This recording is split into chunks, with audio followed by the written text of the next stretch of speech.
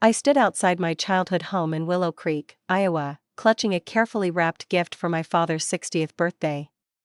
The air was thick with the scent of summer corn, but my heart sank as my brother Daniel approached, his eyes cold. "Park around back by the equipment shed," he said, pointing to the dirt lot behind the house. "And use the kitchen door." My breath caught. I'm Sarah Mitchell, 35, CEO of Greenwave Technologies, a multimillion-dollar company revolutionizing American agriculture. Yet here, at the place I once called home, I was still the farm girl not good enough for the front door. The humiliation burned deep, my mind racing. How could they still see me this way? After all I built, all I've achieved? I wanted to scream, to demand respect, but the weight of years of rejection held me silent. As I gripped the gift tighter, memories of this farm flooded back, memories of a little girl desperate to prove her worth, only to be pushed aside for her brothers. That pain, that fight, shaped everything I am. But standing there, directed to the shadows of the back entrance, I wondered if anything had changed. If you've ever been made to feel less than, stick with me. This story isn't just about a door, it's about where it all began. The gravel crunched under my feet as I walked toward the back door of my childhood home in Willow Creek, Iowa, the sting of Daniel's words still fresh. Use the kitchen entrance. That moment pulled me back to the sprawling 1,000-acre farm where I grew up, a place of endless cornfields and a towering red barn that stood like a monument to my family's legacy. It was beautiful, but for a girl with dreams bigger than the kitchen, it was a battlefield of unspoken rules. I'm Sarah Mitchell, and this farm shaped me, its soil in my bones, its lessons carved into my heart. But it also taught me early that my place was never equal. From my earliest memories, my father, Thomas Mitchell, a third-generation farmer with hands rough as the earth, made it clear who mattered. My brothers, Daniel and Nathan, were the chosen ones, the boys destined to inherit the land and its secrets. I was just Sarah, the girl meant for aprons, not tractors. At 8, I begged to drive the combine like Nathan, who was barely 10. "Farming's not for girls, Sarah," Dad said, his eyes fixed on his ledger. "You'll marry, move to your husband's place. No need for skills you won't use." His words landed like a slap, but they weren't cruel, just certain, as if my future was already written. My mother, Ellen, loved me fiercely, but she'd long accepted her role in the family's hierarchy. When I tried to help with the irrigation system or fix a fence, her gentle hands would guide me back to the kitchen. "Leave that to your brothers," she'd say, her voice soft but firm. I never doubted her love, but her silence on my dreams spoke louder than her hugs. One summer, I watched from the porch as Dad taught Daniel, a year younger than me, how to calibrate the irrigation controls. Their heads bent together, father and son, passing down knowledge like a sacred ritual. I wasn't invited. That night, I sobbed in my room, my small body shaking with questions I couldn't voice. Mom found me, her hand stroking my hair. "Your father means well," she whispered. "He wants what's best." "How is it best to be left out?" I asked, tears soaking my pillow. She had no answer, just a sad smile that broke my heart. But something in me refused to break. By 13, I'd found my own way to fight back, not with arguments, but with ideas. I'd always been fascinated by the science behind the crops we grew, the way a seed could be coaxed into thriving against the odds. With money scraped from my allowance and salvaged wood from the barn, I built a small greenhouse in a forgotten corner of the farm. It was nothing fancy, just plastic sheeting and a few planting beds, but it was mine, a sanctuary where I could dream. I ordered seeds from catalogs, testing soil mixes and light conditions, scribbling every result in spiral notebooks. I was no longer just a farm girl, I was a scientist, even if no one else saw it. One spring, I developed a tomato variety that resisted the pests that plagued our fields. I ran to Dad, my heart pounding with pride, holding out the sturdy plant like a trophy. "Look what I grew," I said, breathless. He glanced at it, his face unreadable. "That's nice, Sarah. Playing with plants is fine for a hobby, but it's not real farming." His dismissal cut deeper than any scolding could. My greenhouse, my hours of work, reduced to a child's game. I wanted to scream that this was farming, better farming, smarter farming, but his back was already turned, his boots crunching toward the fields. I overheard him later that summer, praising Daniel for fixing a clogged irrigation line. "Good work, son," he said, clapping Daniel's shoulder. "You've got a farmer's instincts." I stood frozen behind the barn, my chest tight with a pain I couldn't name. Why was Daniel's work real, but mine wasn't? Why did my ideas, my sweat, count for nothing? That moment hardened something in me, a resolve to prove them wrong, even if it meant doing it alone. My greenhouse became my rebellion, but it wasn't without cost. One fall, a fierce storm tore through Willow Creek, ripping the plastic sheeting and splintering the wooden frame I'd painstakingly built. I stood in the wreckage, rain soaking my clothes, staring at the ruined beds where my experiments lay scattered. For a moment, I thought about giving up. Maybe Dad was right, maybe this was just a silly hobby.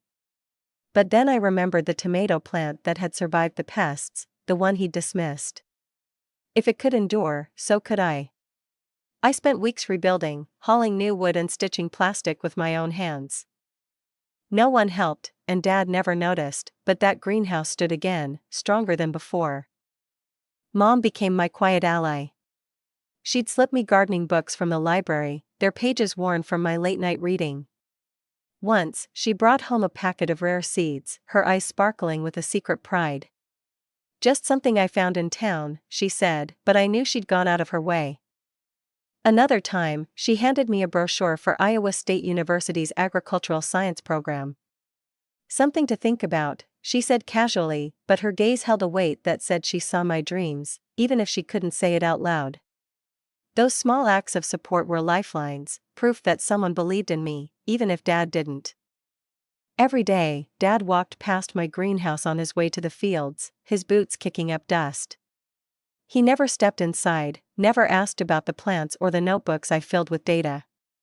To him, it was invisible, just like me. But I kept going, pouring my heart into that tiny space, determined to show the world what I could do.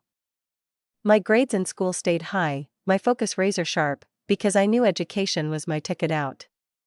I applied for scholarships in secret, hiding the applications under my bed, knowing Dad would never pay for a degree he thought was pointless for a girl.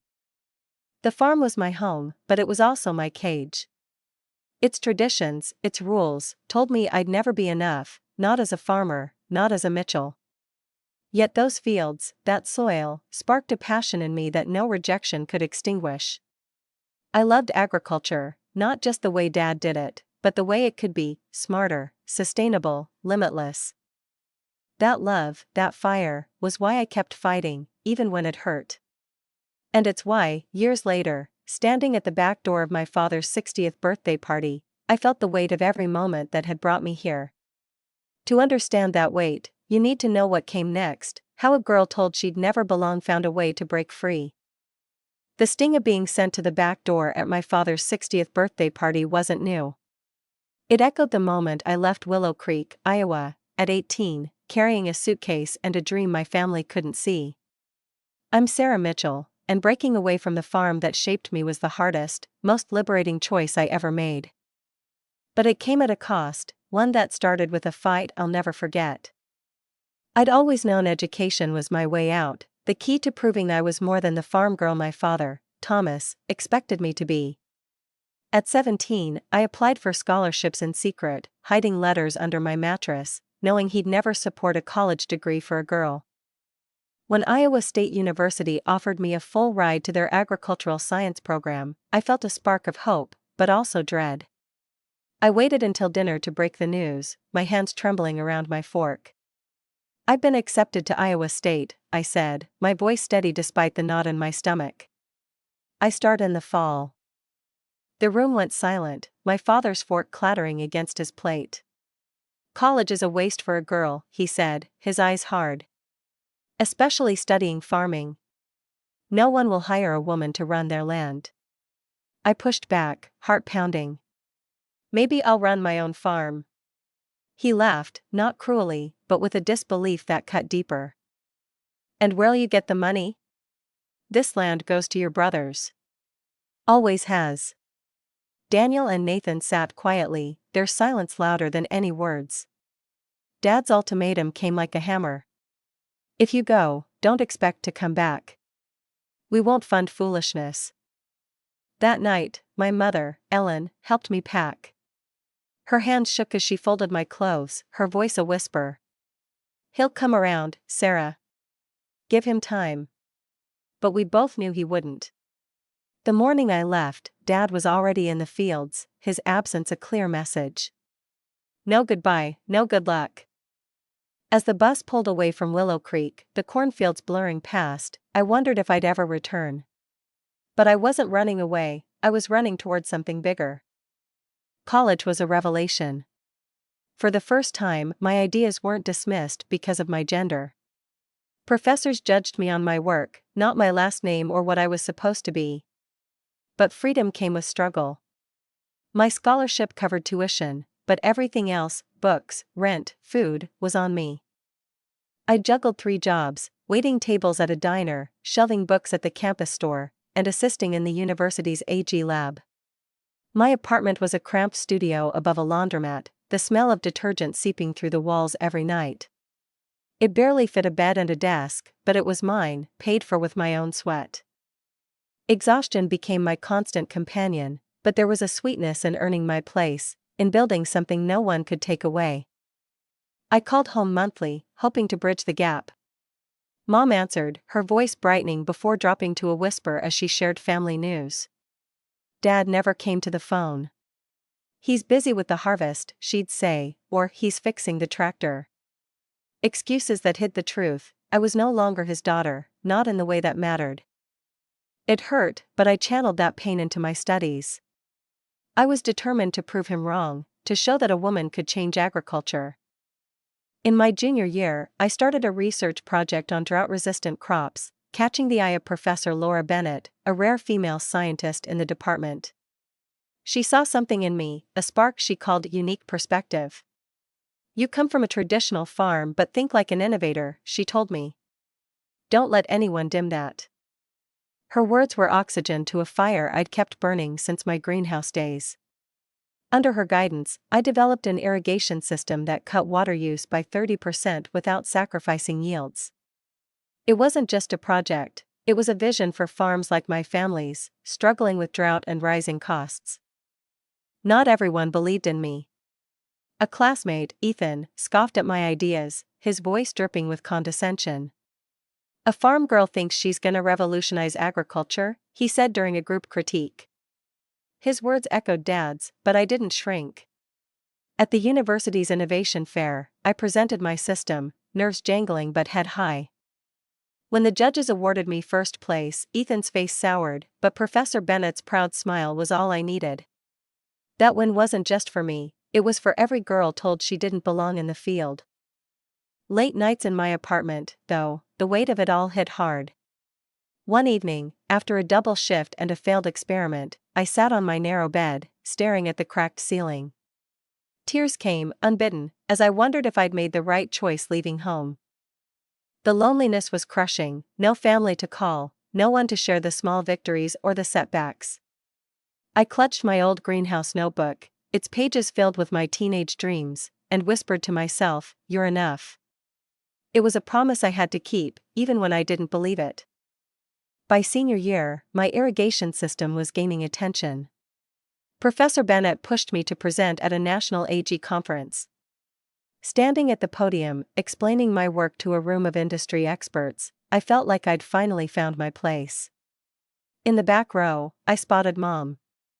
She'd driven to Ames, telling Dad she was visiting a cousin.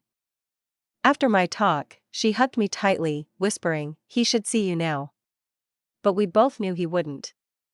My success was a world he refused to enter. Graduating with honors was my triumph, but it was bittersweet. No family cheered from the stands, no proud photos with Dad's arm around me.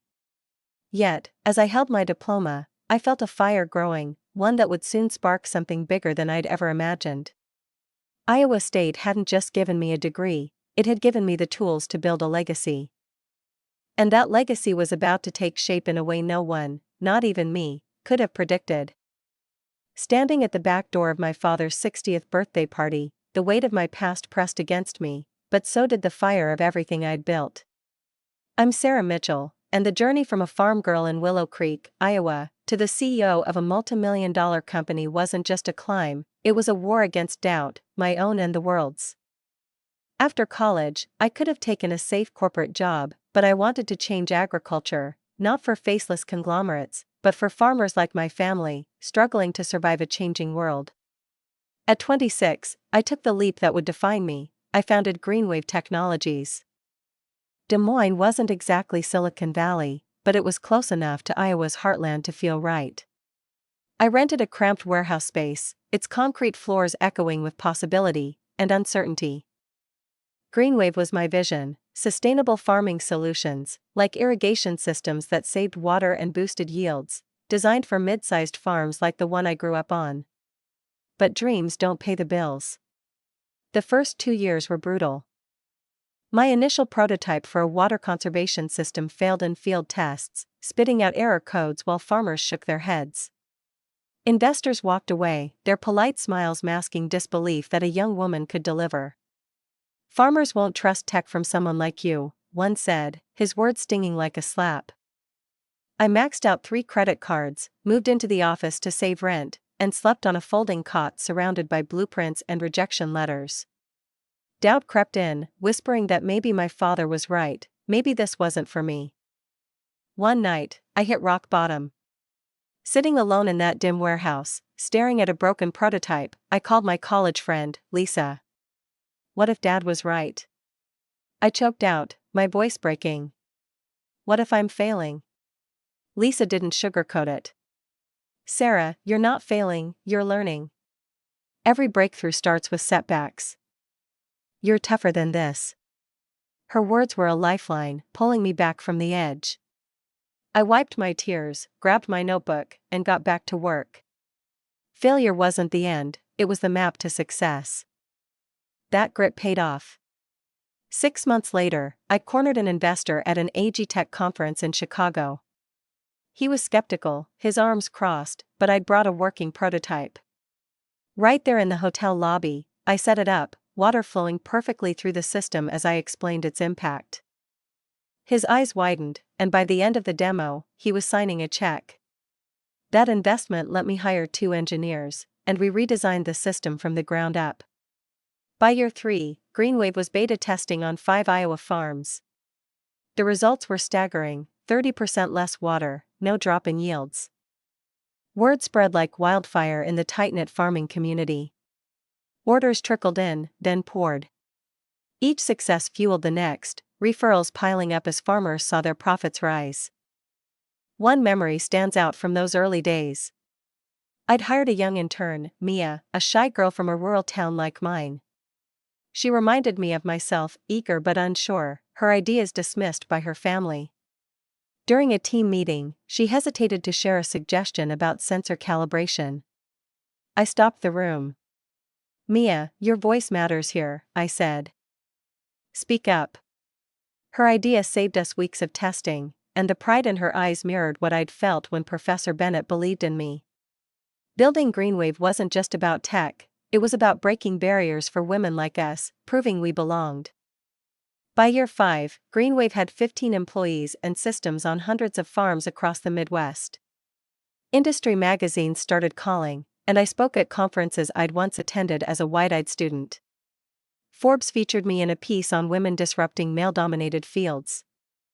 The photographer caught me in a test field, wind in my hair, irrigation pipes gleaming behind me. I looked like I belonged, not just in agriculture, but at the forefront of it. I sent a copy of the magazine home, a simple note tucked inside: "Thought you might like this." Mom mentioned receiving it, but Dad never acknowledged it. I kept sending clippings, awards, articles, milestones, hoping one might crack the wall between us. They never did. Through it all, I built a life on my terms. I bought a modest house in Des Moines, its backyard transformed into a showcase for Greenwave's tech. The garden was my pride, a living lab of sustainable crops, but the house stayed half empty, every spare dollar funneled back into the company. It wasn't about wealth, it was about roots, my roots, chosen and earned.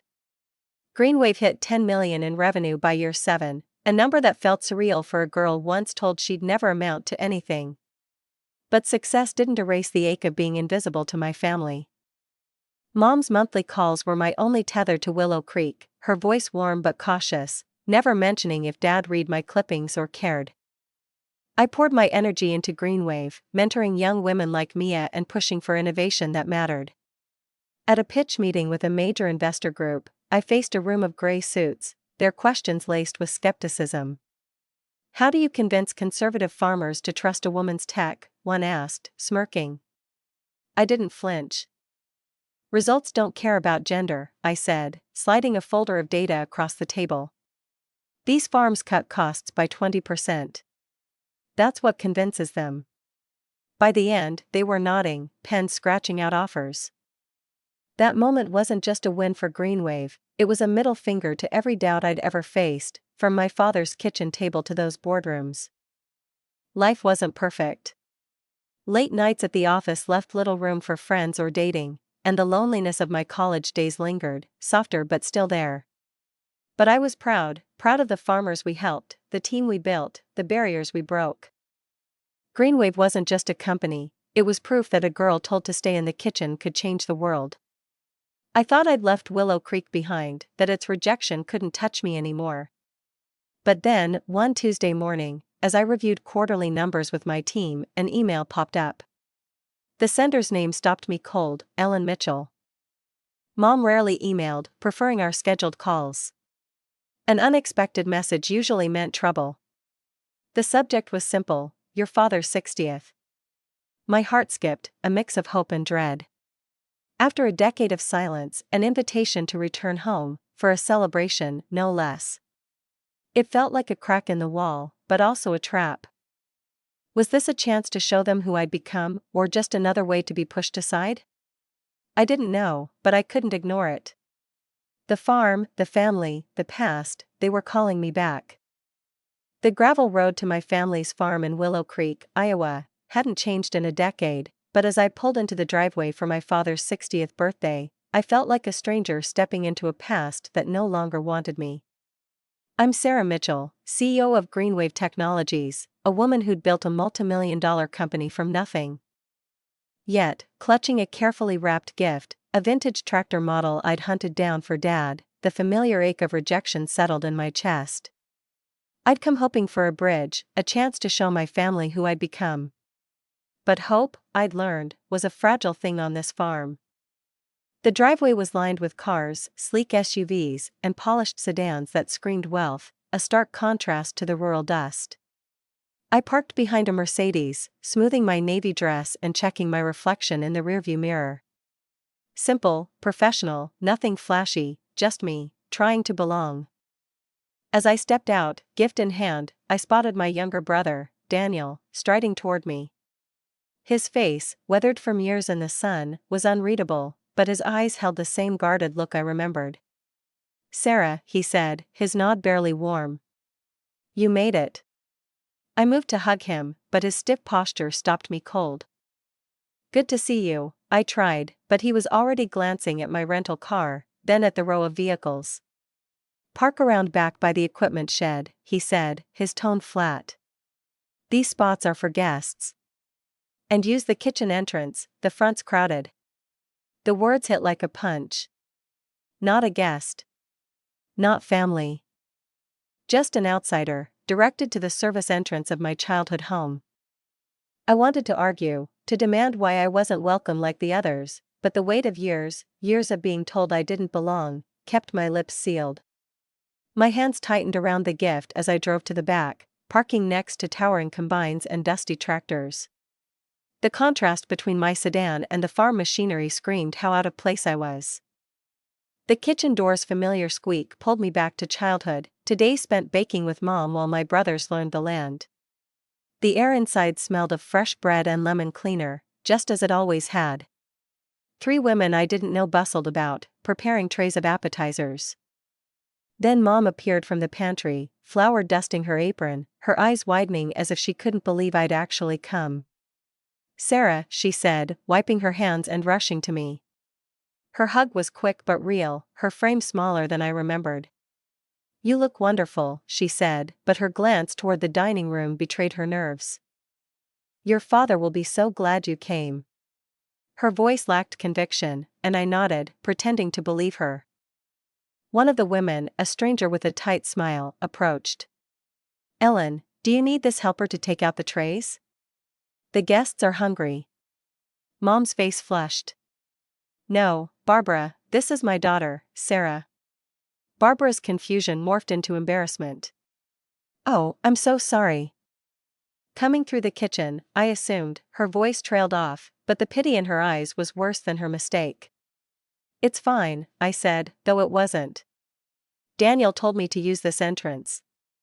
Barbara's pity deepened, and I forced a smile, moving toward the dining room, Mom trailing behind. I need to finish the desserts, she said, apologetic. But go say hello to your father. I nodded, steeling myself for what came next. The dining room was a shrine to Dad's life, decked out with decorations celebrating 60 years. Photos lined the walls, a timeline from his childhood to now, young farmer, family man, respected business owner. I paused, scanning the images, my heart sinking. My brothers, Nathan and Daniel, were everywhere, grinning with Dad in the fields, posing with their wives and kids. But after age 18, I vanished. No trace of me in the family's story, as if I'd been erased. The realization burned, a fresh wound layered over old scars. I'd built a company, changed lives, but here, I was nothing, a ghost in my own home. The living room buzzed with guests, their laughter and chatter a wall of sound I hesitated to breach. I recognized a few faces, farmers from my childhood, local business owners, but most were strangers, new associates or friends. Dad stood by the fireplace, commanding the room as always, his silver hair the only hint of age. His posture was still ramrod straight, his handshake firm as he greeted well-wishers. Nathan, my older brother, stood beside him, a younger version of Dad, deep in conversation with a grain elevator magnate. Neither noticed me slip in. I wove through the crowd, accepting a glass of punch from a passing tray. Guests glanced at me, curious but distant, no spark of recognition. I wasn't a Mitchell here, not in their eyes. As I neared Dad, Nathan saw me first, his face flickering with surprise before settling into neutrality. Dad, he said, cutting into the conversation. Look who's here. Dad turned, his eyes meeting mine for the first time in 10 years. I searched for something, joy, anger, anything, but his face was a mask. Sarah, he said with a nod. You made it. No hug, no warmth, just a statement, like I was any other guest. Happy birthday, Dad, I said, extending the gift. I thought you might like this. He took it without a word, setting it on the mantel among a pile of unopened presents. Thank you for coming, he said, his tone formal, then turned back to his conversation, dismissing me as if I'd never spoken. Nathan's awkward pat on my shoulder felt like an afterthought. Good to see you, Sarah. My wife, Karen, is around somewhere. You haven't met her. I grasped at the small gesture. I'd like to, I said, but his next words shifted the mood. We have 2 boys now, Tyler and Michael. 7 and 4. I smiled, genuinely. I didn't know I was an aunt. Guilt flashed across his face. Well, we don't keep in touch, do we? The blame stung, as if I alone had caused the rift, not the family that pushed me out. That goes both ways, Nathan, I said quietly. He shrugged, uncomfortable. Enjoy the party. Daniel was looking for you. Then he rejoined Dad, leaving me alone in a sea of strangers. As I stood there, a guest's whisper drifted over, sharp and careless.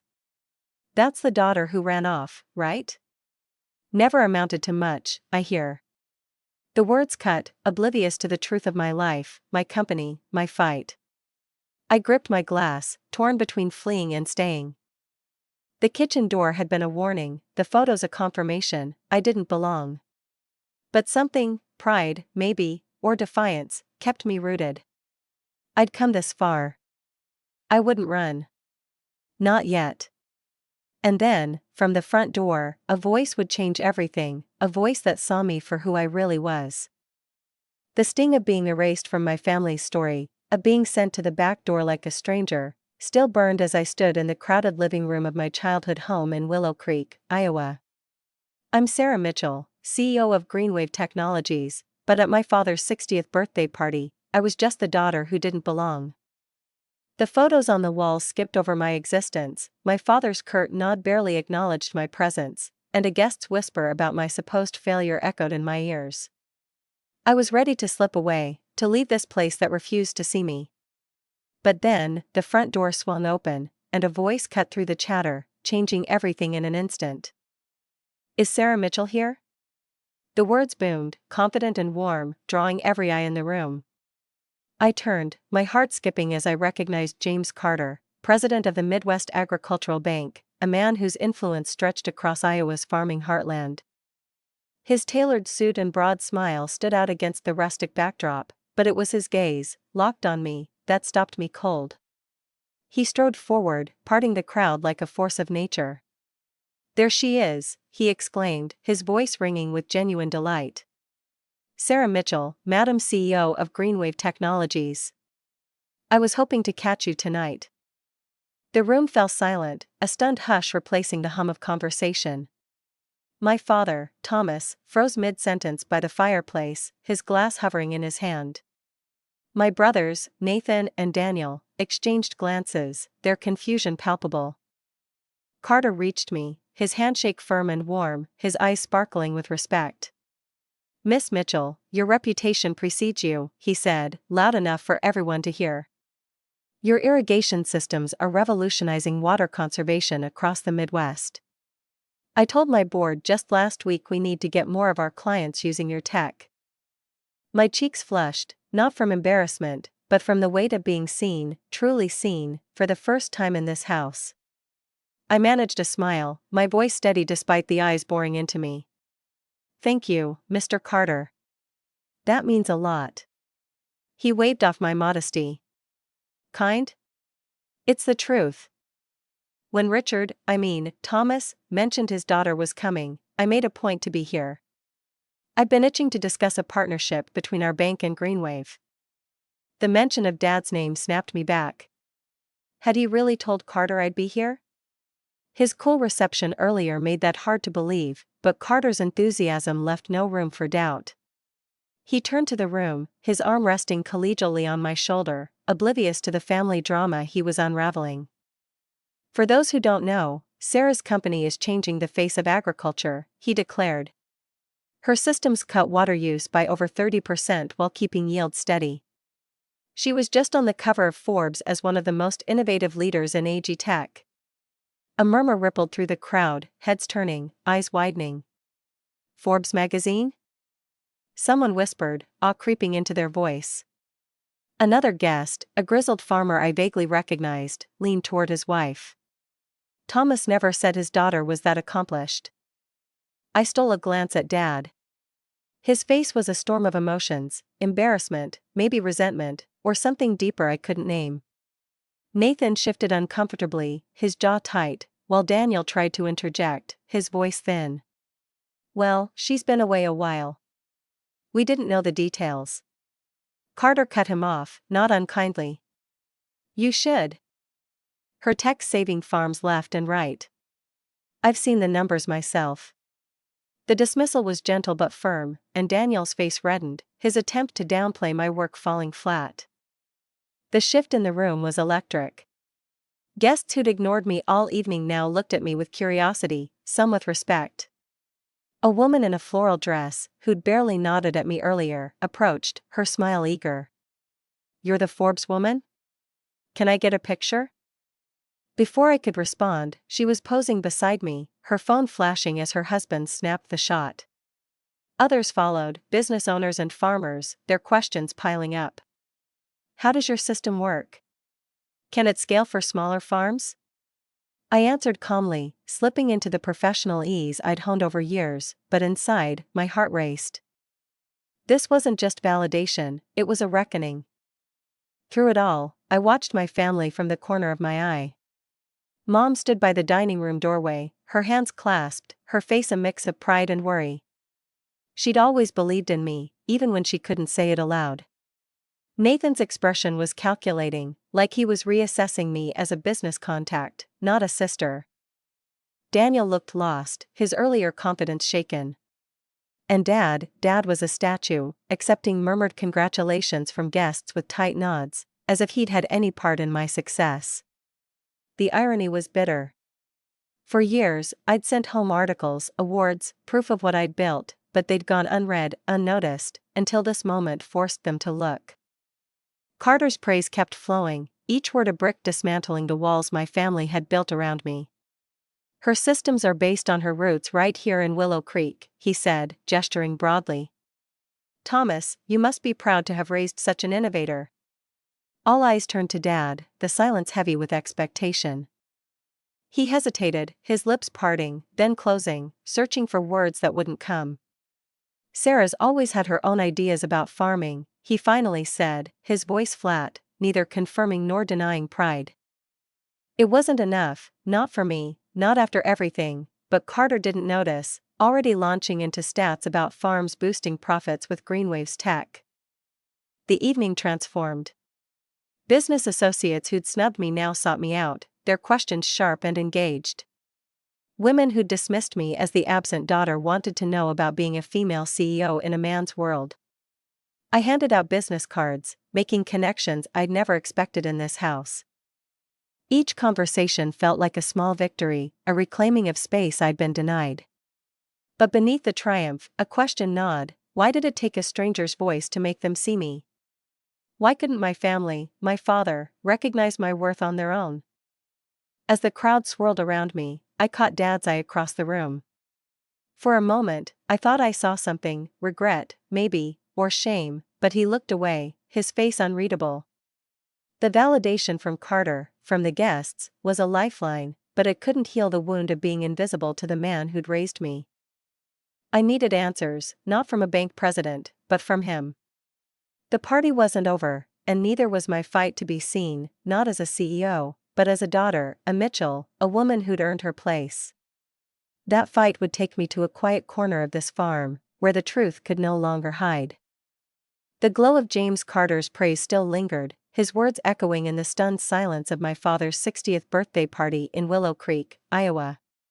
For the first time I, Sarah Mitchell, CEO of Greenwave Technologies, was seen, not as the daughter who left, but as a force who'd reshaped agriculture. Guests buzzed around me, their newfound respect a stark contrast to the back door I'd been forced to use. But beneath the triumph, a deeper ache pulsed. Carter's recognition couldn't erase the years of my family's dismissal, the photos that erased me, the father who barely met my eyes. I needed more than applause. I needed truth, and it was waiting in the shadows of the old barn. As the party hummed on, I slipped outside, drawn to the barn where Dad had retreated, away from the crowd. The night air was cool, fireflies flickering over the cornfields, but my heart pounded with purpose. He stood in the open doorway, staring at the antique tractor he'd restored years ago, the same model as the gift I'd given him, still unopened on the mantel. "Dad," I said softly, announcing myself. He turned slightly, his face unreadable in the dim light. "Quite a stir you caused tonight," he said, his tone neither warm nor angry, just distant. I took a deep breath, summoning the courage for the question that had haunted me for years. "What's the name of my company, Dad?" His brow furrowed, confusion flickering. "The one Carter talked about," I pressed, my voice steady despite the tremor in my chest. "The one in Forbes." "What's it called?" Silence stretched between us, heavy with crickets and unspoken truths. He opened his mouth, then closed it, his hesitation a blade to my heart. He didn't know. After all the articles I'd sent, the awards Mom mentioned in our calls, the life I'd built from nothing, he couldn't name Greenwave Technologies. I was still the girl in dirty boots, sent to the back door, invisible even now. "Greenwave Technologies," I said finally, my voice cutting through the quiet. "I founded it 9 years ago." We employ 47 people. Our systems are on over 500 farms across 12 states. We've won innovation awards 3 years running. He nodded, as if he'd known all along, but the lie hung between us, fragile and undeniable. You never read anything I sent, did you? I asked, not expecting an answer. His jaw tightened, defensive. I've been busy running this farm, expanding with your brothers. The excuse was as old as I was. I could have helped, I said, my voice low but firm. My entire career is about making farms like ours better, more efficient, more profitable. But you shut me out long before I left. His eyes flicked to mine, a flash of something, guilt, maybe, before he turned back to the tractor. You left, Sarah, he said, his voice gruff. You chose a different path. The accusation stung, rewriting history to make me the villain. I left because you gave me no choice, I countered, my words sharp with years of pent-up pain. You said farming wasn't for girls. You said don't come back if I went to college. You cut me out before I ever stepped off this land. His silence was deafening, his jaw clenched against truths he couldn't dodge. Family obligations are different here, he muttered finally. Obligations? I repeated, incredulous. Like sending your daughter to the back door at your own party? Seating her with strangers instead of her family? He shifted, uncomfortable. Daniel said you arrived late. The seating was set. I shook my head, frustration boiling over. I arrived exactly when Mom told me to. And even if I was late, does that justify treating me like an outsider? I'm your daughter, Dad, not some acquaintance you barely know. For the first time, I saw uncertainty in his eyes, a crack in the armor he'd worn my whole life. But before he could respond, the barn door creaked open, and Mom stepped inside, her face taut with resolve. Enough, Thomas, she said, her voice trembling but strong. I've kept quiet too long. I froze, stunned by her interruption. Mom rarely challenged Dad, her soft-spoken nature a shield for family peace. But now, she held a worn scrapbook, its edges frayed from years of care. Sarah sent us every article, every award, she said, her eyes blazing. I kept them all, hidden in my closet because you wouldn't look. She called every month, even when you refused to talk. She's reached out, over and over, while you and the boys gave nothing back. Dad's face paled, her words landing like blows. Margaret, he started, but she cut him off, her voice rising. No, Thomas. Our daughter built something extraordinary with no help from us, no land, no support, just her own strength. If you can't be proud of that, the failure's yours, not hers. Tears pricked my eyes, not just from her defense, but from the realization that Mom had been fighting for me all along, in her quiet, steadfast way. The barn felt smaller, the air thick with decades of unspoken truths laid bare. The door opened again, and Nathan and Daniel stepped in, their faces hesitant. Car's still here, Daniel said, then stopped, sensing the tension. Mom turned to them, her voice unwavering. Not company. Family. Your sister is family. Nathan spoke first, his tone awkward but sincere. About last night, Sarah, the back door thing wasn't right. Daniel nodded, his eyes on the floor. And the seating. Mom told us this morning she didn't arrange it. That was us. Their admission hit hard. I'd thought Dad orchestrated my exclusion, but my brothers had chosen to keep me at arm's length. Why? I asked, my voice barely above a whisper. Nathan sighed, rubbing his neck. We were jealous, honestly. You got out, built something big. We stayed, just keeping the farm going. Daniel added, when Mom said you were coming, we panicked. It was easier to push you away than figure out how to reconnect. Their honesty, raw and belated, cracked open a door I'd thought locked forever. Not forgiveness, not yet, but a chance for something better. I glanced at the greenhouse in the distance, its weathered frame barely visible in the moonlight. I want to see it, I said, the words spilling out. My old greenhouse. Is it still there? Dad nodded. It's standing. Haven't touched it since you left. I turned to go, needing a moment alone, but Dad's voice stopped me. Sarah, he said, gruff but softer. Greenwave Technologies. It's a good name. It wasn't an apology, but for him, it was a step, a concession that felt like the first real bridge in years. I nodded, stepping into the night. The path to the greenhouse was overgrown, forgotten, but it called me back to where I'd begun. Inside, dust coated the shelves, but in one corner, a single plant clung to life, a descendant of my first tomato, defying neglect. I knelt, tears falling, and took a cutting, wrapping it in a damp napkin. This was my root, my proof I'd always belonged. As I emerged, my family waited by the house, their silhouettes a quiet acknowledgement that I was part of this story, too. The party had exposed our wounds, but it also planted a seed for healing, one that would grow in the months to come. The confrontation in the barn at my father's 60th birthday party in Willow Creek, Iowa, laid bare the wounds of a decade apart, but it also planted a seed of change. I'm Sarah Mitchell, CEO of Greenwave Technologies, and walking away from that night, clutching a cutting from my old greenhouse, I felt both heavy and free. I'd stood in my truth, demanding to be seen, but I didn't expect what came next, a slow, imperfect journey toward healing that showed me family could be rebuilt, one cautious step at a time. 6 months later, my phone rang, and Dad's voice caught me off guard. Sarah, we're having irrigation issues, he said, gruff but direct. Could you take a look? It wasn't a warm invitation, but for Thomas Mitchell, it was monumental, a call not just for my expertise, but for me. I drove back to the farm, noticing the familiar fields with fresh eyes. This time, no one sent me to the back door. Dad met me in the driveway, his gait stiff from years of labor. Good drive? He asked, practical as ever. No traffic, I replied, matching his tone. We walked the western fields, where water pooled unevenly, and I outlined a plan for Greenwave systems. He listened, nodding, his questions sharp. When he mentioned our latest environmental award, a flicker of pride crossed his face before he masked it.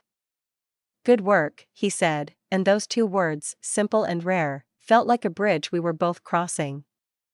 Mom visited me in Des Moines twice, her eyes wide as she toured my backyard garden, a living showcase of our tech. She sat in on a team meeting, watching me lead engineers with a smile that said she'd always known I could. You've built something special, she whispered, her pride a balm to old wounds. My brothers, Nathan and Daniel, started calling, their questions about crop selection hesitant but genuine. What do you think about switching to drought-resistant varieties? Nathan asked once, his tone no longer dismissive. It wasn't easy, old habits crept in, requiring firm reminders of my boundaries, but their effort was real, a sign we were finding our way. Thanksgiving brought me back to Willow Creek, an invitation from Mom with a detail that stopped me cold. Your father asked if you were coming. I arrived, parking beside my brother's trucks, and walked to the front door, no questions asked. Mom greeted me with a hug that smelled of sage and cinnamon, pulling me into a living room alive with family. Nathan's sons, Tyler and Michael, played a board game, while Daniel's daughter, Lily, peeked shyly from behind her dad. Dad sat in his armchair, reviewing irrigation specs I'd sent, his reading glasses perched low. Aunt Sarah's here. Tyler shouted, rushing over. Dad says your systems save us money. Are you proud of that? I laughed, kneeling.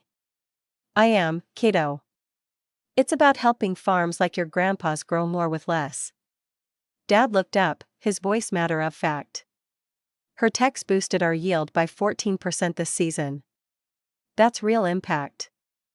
Coming from the family, it was more than praise, it was proof he saw me.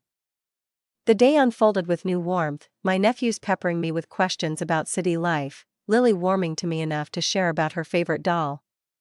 After dinner, I shared a story about the Rural Innovation Scholarship I'd started, helping girls from rural towns pursue AG tech. It's for kids like you, Lily, I said, to chase big dreams.